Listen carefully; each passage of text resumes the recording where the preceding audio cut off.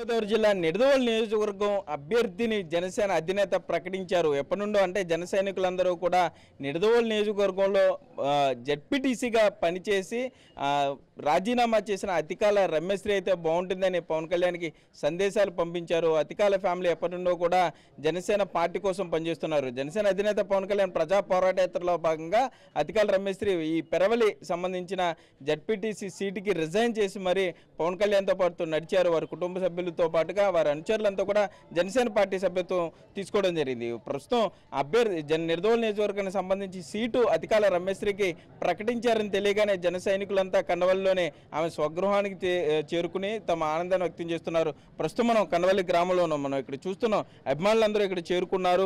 వారిని అభినందనలు తెలియజేస్తున్నాం. మరి అందరం కూడా కష్టించి పనిచేద్దాం, జనసేన అధినేత పవన్ కళ్యాణ్ గెలిపించాలి. దాంతోపాటుగా ఏదైతే నిడదవోలు నియోజకవర్గంలో సీటు కేటాయించారో అతికాల రమేశ్రీని కూడా గెలిపించి తీరుతామని కూడా జన సైనికులు అందరూ కూడా చెప్తున్నారు. మనతో మాట్లాడడానికి అభ్యర్థి రమేశ్రీ ఉన్నారు. ఆమెను మాట్లాడించే ప్రయత్నం చేద్దాం. మేడం చెప్పండి, మీకు ఏ విధంగా అనిపిస్తుంది? అంటే గతంలో మీరు జెడ్పీటీసీ పోటీ చేశారు, కానీ ఇప్పుడు ఎమ్మెల్యేగా పోటీ చేస్తున్నారు. నియోజకవర్గం అంతా కూడా తిరగాల్సిన పరిస్థితి.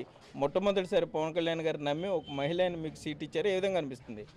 ముందుగా నిడదవోలు నియోజకవర్గం తొలి మహిళా అభ్యర్థిగా పవన్ కళ్యాణ్ గారు నన్ను ఎంచుకోవడం నాకు చాలా ఆనందంగా ఉంది. ఈ విజయం నాది కాదు, మా కార్యకర్తలందరిది. నాకు ఎటువంటి ఇదివరకు అంటే జెడ్పీటీసీగా ఒక మండలం అయితే సరిపోయింది. ఇప్పుడు అదనపు బాధ్యతగా ఇంకొక 2 మండలాలు చూసుకోవాల్సిన బాధ్యత మా మీద పెట్టారు కళ్యాణ్ గారు. కానీ నాకేమాత్రం అధైర్యం లేదు. ఎందుకంటే నా వెంట జన సైనికులు ఉన్నారు. ఇంతమంది జన సైనికులు ఉన్నారు. నన్ను పవన్ కళ్యాణ్ గారు ఎంచుకున్నారంటే అది నా ఒక్కదాని విజయం కాదు, మా సైనికులు అందరూ కలగలిసిన కృషి. మా సైనికులందరినీ కలుపుకుని ఈ నిడదవోలు నియోజకవర్గాన్ని కళ్యాణ్ గారికి బహుమతిగా ఇవ్వాలని మా సైనికులందరి తరఫున మేము అనుకుంటున్నాము. అలాగే సిపిఐ, సిపిఎం, బీఎస్పీ పార్టీలని ఆ పార్టీల్లో ఉన్న నాయకులందరినీ కలుపుకుని సమిష్టి కృషితో ఈ నియోజకవర్గాన్ని గెలిపిస్తామని, ఏ రోజు కూడా మేము నాయకులు అన్న భావన తలకెక్కకుండా మేము ఈ నియోజకవర్గానికి సేవకులుగానే ఉంటూ అందరి మన్ననలు అందుకుని ఈ నిడదవోలు నియోజకవర్గాన్ని మా సైనికులందరం కలిసి కళ్యాణ్ గారికి బహుమతిగా ఇస్తామని ఈ సభాపూర్వకంగా తెలియజేసుకుంటున్నాను.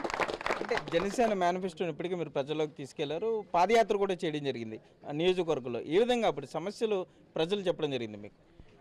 మేము గత 9 నెలల నుంచి ప్రజల్లో ఉన్నాము. గోదావరి జిల్లాల్లో పక్కనే ఉండి కూడా మా నియోజకవర్గం ఇప్పటికీ త్రాగునీరు సమస్య, డ్రైనేజీ సమస్య అధికంగా ఉంది. ముందుగా ఈ 2 సమస్యల్ని అధిగమిస్తే నియోజకవర్గం అంతా అభివృద్ధి చెందినట్టే.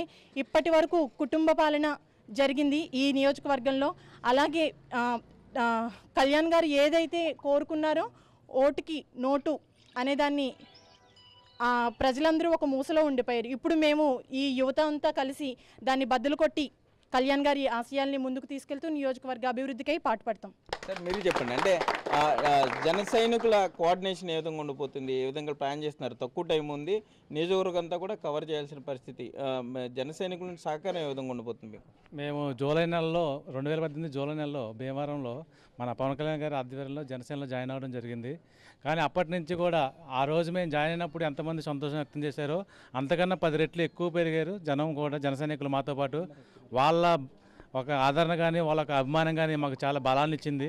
అలాగే మేము ఈ పార్టీ కోసం పవన్ కళ్యాణ్ గారు సీఎం అవ్వాలని మేము అన్వార్పాడు గ్రామం నుండి మన చిన్న తిరుపతి గ్రామం వరకు 130 కిలోమీటర్ పాదయాత్ర చేశాము.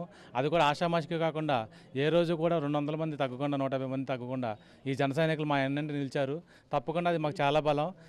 ఈ బలంతో పాటు ఈ సైనికులని కృషిని మేమందరం నమ్ముకుని తప్పకుండా పవన్ కళ్యాణ్ గారి పార్టీని మన జనసేన పార్టీని గెలిపించి ఆయనకి నిడదవోలు నియోజకవర్గాన్ని బహుమతికి ఇస్తామని మీ అందరి తరపున చెప్తున్నాను. నిడదవోలు నియోజకవర్గంలో ఇప్పటివరకు కుటుంబ పాలన కొనసాగింది. ఏదైతే రాజకీయ నాయకులంతా కూడా కొంత రాజకీయం చేయడానికి నియోజకవర్గాన్ని వాడుకున్నారు తప్ప ప్రజా సమస్యలను గాలి కుదిలేశారు. డ్రైన్లు, రోడ్ల సమస్యతో నియోజకవర్గ ప్రజలు బాధపడుతున్నారు. ఇక్కడ ప్రజలంతా కూడా డిగ్రీ కాలేజ్తో పాటుగా ఒక ప్రభుత్వ ఆసుపత్రిలో పడగలు పెంచమని అడిగినా కూడా స్థానికంగా ఉన్న అధికారులు పట్టించుకోలేదు. కాబట్టి వీటన్నిటి నేపథ్యంలో జనసేన అధినేత పవన్ కళ్యాణ్ ఏదైతే ప్రజా సమస్యలను పట్టించుకోవాలి అని మేనిఫెస్టోలో కొన్ని అంశాలు పెట్టారో వాటికి కూడా మంచి స్పందన వస్తుంది. తప్పకుండా నిడదవోలు నియోజకవర్గంలో జనసేన జెండా ఎగరవేసి తీరుతామని కూడా నాయకులు చెప్పే పరిస్థితులు ఉన్నాయి. కెమెరామెన్ భాగ్యరాజ్తో సాగర్, 19 టీవీ, నిడదవోలు నుండి. Hi, this is Siddhi Idnani and please do subscribe to New Waves.